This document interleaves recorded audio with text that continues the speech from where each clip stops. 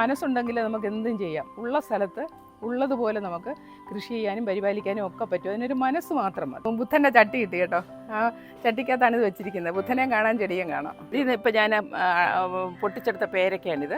മഞ്ഞളാണേ, മഞ്ഞൾ മുൻവശത്താണ് നട്ട് വെച്ചിരിക്കുന്നത്.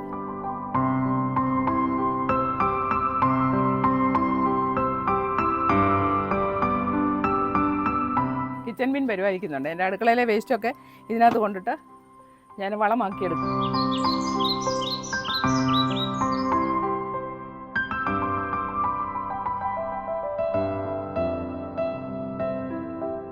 ഞാൻ തിരുവനന്തപുരം നഗരത്തിൻ്റെ മുൻ മേയർ അഡ്വക്കേറ്റ് കെ ചന്ദ്രിക. എൻ്റെ കൊച്ചു വീടിൻ്റെ പരിസരത്ത് ഞാൻ നട്ടു വളർത്തിയിട്ടുള്ള ചെടികളും അതുപോലെ തന്നെ പച്ചക്കറി കൃഷിത്തോട്ടവും എല്ലാവരെയും ഒന്ന് പരിചയപ്പെടുത്തുക എന്നുള്ളതാണ് എൻ്റെ പ്രധാനമായ ഉദ്ദേശം. പരിചയപ്പെടുത്തുക മാത്രമല്ല, എത്രയും പരിമിതമായ സ്ഥലത്ത് പോലും നമുക്ക് ഈ കാര്യങ്ങളൊക്കെ ചെയ്യാൻ കഴിയുമെന്നൊരു സന്ദേശം നിങ്ങളിൽ എത്തിക്കുക എന്നോടുകൂടി ഇതിൻ്റെ പിന്നിലൊരു ഉദ്ദേശമുണ്ട്. ഒരു പേര നട്ട് വളർത്തിയിട്ടുണ്ട്. അതുപോലെ ഒരു കൊച്ചുമാവ് എൻ്റെ ടെറസിൽ ഇങ്ങനെ നിൽക്കുന്നു. അത് പൂവിട്ട് വരുന്നതേ ഉള്ളൂ. പക്ഷേ ഒരു വിയറ്റ്നാം എർലി പ്ലാവ് കൊണ്ടുവച്ചത് അത്ര ശരിയായില്ല. അതിനെ ഇനി ശരിയാക്കി എടുക്കണം. പച്ചമുളക് നട്ടിട്ടുണ്ട്, ചീര നട്ടിട്ടുണ്ട്, കൈത നട്ടിട്ടുണ്ട്, അങ്ങനെ നിരവധി ചേമ്പ് നട്ടിട്ടുണ്ട്. ചേമ്പിൻ്റെ തണ്ടെടുത്ത് ഞാൻ തോരൻ വയ്ക്കുകയോ ഒക്കെ ചെയ്യും കേട്ടോ. അങ്ങനെ പച്ചക്കറി അത്യാവശ്യം എല്ലാം നമുക്ക്. പിന്നെ കോവൽ, എനിക്ക് ഇഷ്ടംപോലെ കോവയ്ക്ക കിട്ടിയിട്ടുണ്ട്. കോവയ്ക്കയ്ക്ക് ഒരുപാട് ആരോഗ്യ ഗുണങ്ങളുണ്ടെന്ന് എല്ലാവർക്കും അറിയാം. കോവയ്ക്ക മെഴുക്കുവരട്ടിയും കോവയ്ക്ക തോരനും ഒക്കെ ഞാൻ സ്ഥിരമായിട്ട് എൻ്റെ വീട്ടിൽ കോവലിൽ നിന്ന് പറിച്ചതിന് ഉപയോഗിക്കാറുണ്ട്.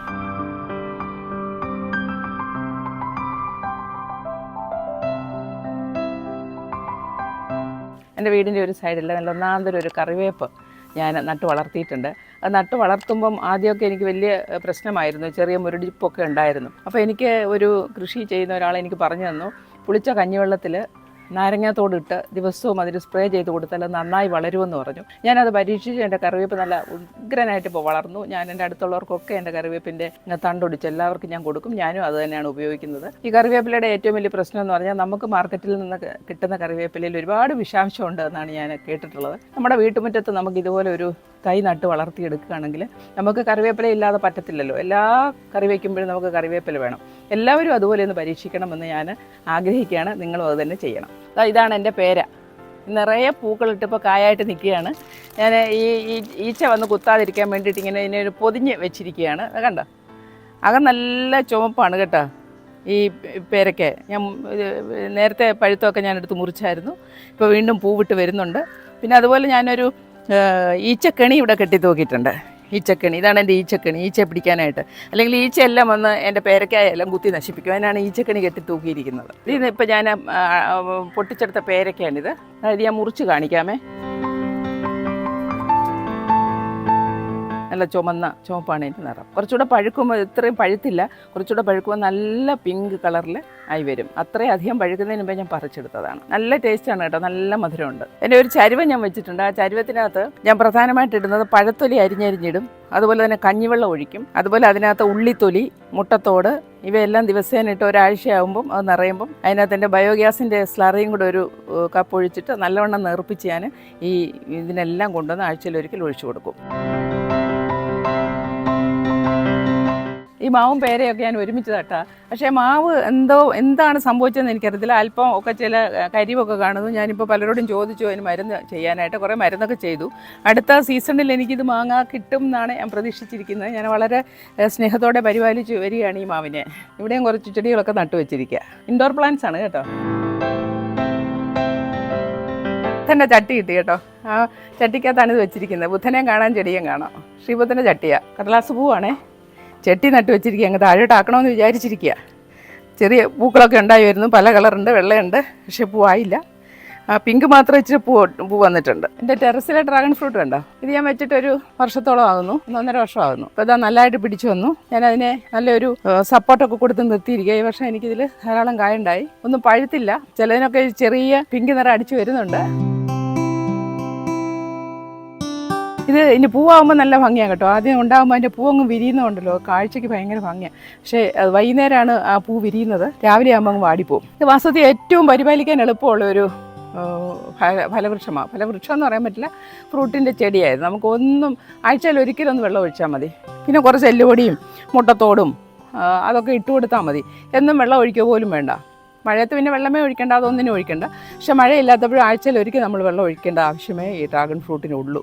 അത് ഇങ്ങനെ എപ്പോഴും നടുമ്പം നടുക്കൊരു ഇതുപോലെ എന്തെങ്കിലും ഒരു തടിയോ അല്ലെങ്കിൽ PVC പൈപ്പോ എന്തെങ്കിലും വെച്ചിട്ട് അതിൽ നാല് ചുവടെങ്കിലും വെക്കണം. എന്നിട്ട് അത് കെട്ടി നിർത്തണം. അത് അതേ കൂടെ കയറി മുകളിലൊരു കമ്പി വെച്ചിട്ടുണ്ട്. ആ കമ്പി കൂടി അത് താഴോട്ട് കുനിഞ്ഞ് വന്നാൽ മാത്രമേ, ആ കുനിഞ്ഞ് വരുന്നതിൽ മാത്രമാണ് കായ ഉണ്ടാകുന്നത്. നേരെ മുകളിലോട്ട് ഒരുപാട് പോകാൻ പാടില്ല, നമ്മുടെ ഒരു ഹൈറ്റിൻ്റെ അത്രയും പോകാൻ പാടുള്ളൂ. പിന്നെ അതിന് കമ്പി വെച്ചുകൊണ്ട് തന്നെ താഴോട്ട് നിർത്തണം. അങ്ങനെ താഴോട്ട് നിർത്തുമ്പം താഴോട്ട് കുനിഞ്ഞ് കിടക്കുന്ന കമ്പിലാണ് ഇതിൽ കായെല്ലാം ഉണ്ടാവുന്നത്. ഒരുപാട് ഔഷധ ഗുണമുള്ള ഒരു ഫ്രൂട്ടാണെന്നാണ് എല്ലാവരും പറയുന്നത്.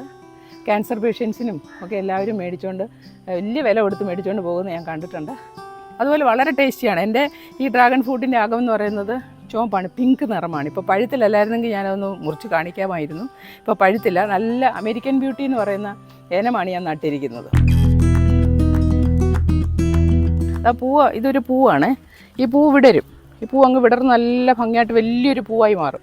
അങ്ങനെ 28ാമത്തെ ദിവസം തൊട്ട് ഇതിന് ചുമപ്പ് ഇതുപോലെ ചുമന്ന നിറം അടിക്കാൻ തുടങ്ങും. എന്നിട്ട് ഇത് നിന്ന് തന്നെ നല്ലതായിട്ട് പഴുക്കും. പക്ഷേ ഇതിന് ഏറ്റവും വലിയൊരു കാര്യം എന്ന് വെച്ചാൽ അണ്ണാനോ അല്ലെങ്കിൽ കിളികളോ ഒന്നും വന്ന് കൊത്തത്തോ ചീത്തയാക്കി കളയത്തോ ഒന്നുമില്ല ഈ ഫ്രൂട്ട്. നമുക്കതിൻ്റെ അതേ രീതിയിൽ നമുക്ക് പറിച്ചെടുക്കാൻ കഴിയും. കാരണം എന്ന് വെച്ചാൽ നിറയെ മുള്ളുകളാണ്.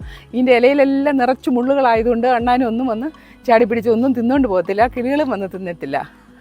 വലിയ വളവും വേണ്ട, നമുക്ക് പരിപാലിക്കാൻ വളരെ എളുപ്പമാണ് ഈ ഡ്രാഗൺ ഫ്രൂട്ട് എന്ന് പറയുന്നത്.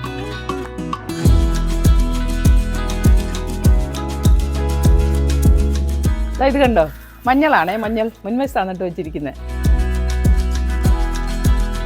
പുൽത്തൈലത്തിൻ്റെ ചെടിയാണ് കേട്ടോ. ഇതിൻ്റെ ഇലയിട്ട് ചായയൊക്കെ ഉണ്ടാക്കി കുടിക്കാമെന്ന് പറയുന്നു. നല്ല മണമാണ് കേട്ടോ. ഇതിൻ്റെ ഒരു ഇച്ചിരി ഒന്ന് പറിച്ചൊന്ന് മണപ്പിച്ച് നോക്കിയാൽ പുൽത്തൈലത്തിൻ്റെ നല്ല മണമുണ്ട് ഇതിന്. എൻ്റെ കറിവേപ്പ് ഞാൻ അരുമയായിട്ട് വളർത്തിക്കൊണ്ട് വന്ന കറിവേപ്പാണ് ഇത് കേട്ടോ. അപ്പോൾ നല്ല മിടുക്കനായിട്ട് നിൽക്കുക. ഒരുപാട് പരിപാലിച്ചാണ് അതിനെ ഈ അവസ്ഥയിലാക്കി എടുത്ത് വെച്ചിരിക്കുന്നത്. ഇതാണ് ഞങ്ങളുടെ പനിക്കൂർക്ക. കണ്ടോ, അത്യാവശ്യം ജലദോഷമൊക്കെ വരുമ്പോൾ ഇതിൻ്റെ ഇല മുറിച്ചിട്ട് ആവി പിടിക്കുകയും ഒക്കെ ചെയ്യും. ഇത് കണ്ടോ, രംഭ. ഞാൻ ബിരിയാണി ഉണ്ടാക്കുമ്പോൾ ഇതിൻ്റെ ഇല പറിച്ച് ആ ബിരിയാണിക്കകത്തിട്ട് നല്ല ഒരു മണവും ഒക്കെ കിട്ടും കേട്ടോ. ഇവിടെ ഒരു പാഷൻ ഫ്രൂട്ട് ചെടി ഇങ്ങനെ വളർന്ന് നിൽപ്പുണ്ട് കേട്ടോ. പാഷൻ ഫ്രൂട്ട് അതിങ്ങനെ പടന്ന് നിൽക്കുക. ഇവിടെ ഞാൻ ഡ്രാഗൺ ഫ്രൂട്ട് നട്ടിട്ടുണ്ട്. അതാ 2-3 ഒരുപാട് പൂക്കളുണ്ടായി വരുന്നുണ്ട്. ഇവിടെ ഞാനൊരു ടയറിനകത്ത് ഡ്രാഗൺ ഫ്രൂട്ട് നട്ടിരിക്കുക. അതേലും പൂക്കൾ ഇങ്ങനെ ഉണ്ടായി വരുന്നുണ്ട്. ഇതൊരു മാതളമാണ്, വളർന്നു വരുന്നേ ഉള്ളൂ. ഇത് കണ്ടോ, എൻ്റെ കാന്താരിയാണ് കേട്ടോ. ഒരുപാട് കാന്താരി എനിക്കിതെന്ന് കിട്ടി കേട്ടോ. ഒരുപാട് കാന്താരി കിട്ടിയായിരുന്നു. ഇപ്പം എൻ്റെ ചോട്ടിലൊരു തൈ ഇപ്പോൾ വളർന്ന് വരുന്നുണ്ട്. ഇത് കോവൽ. ഒരുപാട് കോവയ്ക്ക ഇതെന്ന് എനിക്ക് കിട്ടി, ഒരുപാട് കോവയ്ക്ക. അപ്പോൾ വീണ്ടും അടുത്ത പൂവൊക്കെ ഇട്ട് വീണ്ടും കോവയ്ക്ക ഉണ്ടായി തുടങ്ങിയിട്ടുണ്ട്.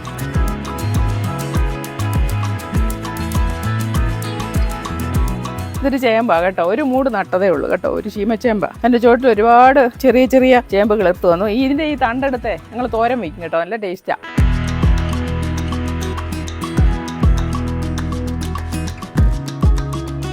അതാ ഇത് കണ്ടോ, എൻ്റെ കറ്റാർ വാഴയാണ് കേട്ടോ, ഒരു പാവം കറ്റാർ വാഴ. ഇത് ഞാൻ കിച്ചൺ ബിന്നുണ്ട് കേട്ടോ, കിച്ചൺ ബിൻ പരിപാലിക്കുന്നുണ്ട്. എൻ്റെ അടുക്കളയിലെ വേസ്റ്റൊക്കെ ഇതിനകത്ത് കൊണ്ടിട്ട് ഞാൻ വളമാക്കിയെടുക്കും. ഈ വളമൊക്കെ ഞാൻ എൻ്റെ ചെടികൾക്ക് ഉപയോഗിക്കാറുണ്ട് ഈ കിച്ചൺ ബിന്നിലെ. ഇത് അഴുകി നല്ല വളമാകുമ്പോൾ ഇതിനെല്ലാം ഞാൻ ഈ വളം ഞാനിടും. പിന്നെ എനിക്കൊരു ബയോഗ്യാസ് പ്ലാന്റ് ഉണ്ട് കേട്ടോ. എത്ര വർഷമായിട്ട് ഞാൻ ഉപയോഗിക്കുന്നതാണ് ഈ ബയോഗ്യാസ് പ്ലാന്റ്. എൻ്റെ വീട്ടിലെ അഴുകുന്ന മാലിന്യങ്ങളെല്ലാം ഞാൻ ഈ ബയോഗ്യാസ് പ്ലാന്റിലാണ് ഇടുന്നത്.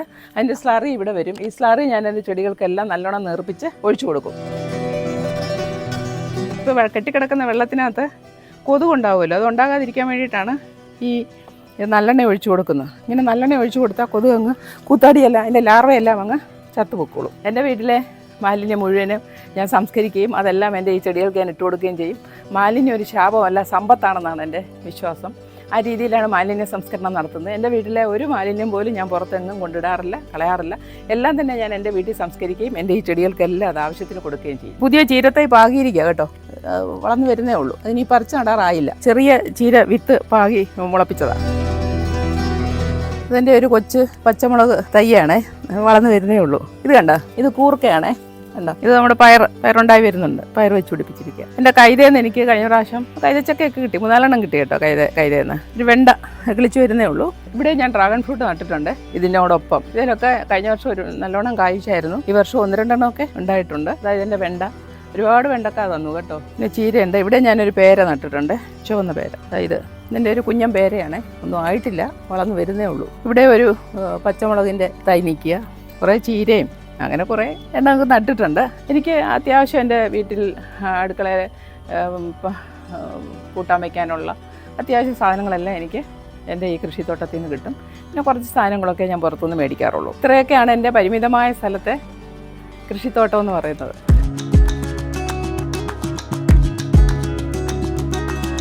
എനിക്ക് കൃഷി ഒരുപാട് താല്പര്യമുള്ള ഒരാളാണ്. കാരണം ഞാൻ മധ്യ തിരുവിതാംകൂറിൻ്റെ ഒരു ഉൾനാടൻ ഗ്രാമത്തിലാണ് ജനിച്ചു വളർന്നത്.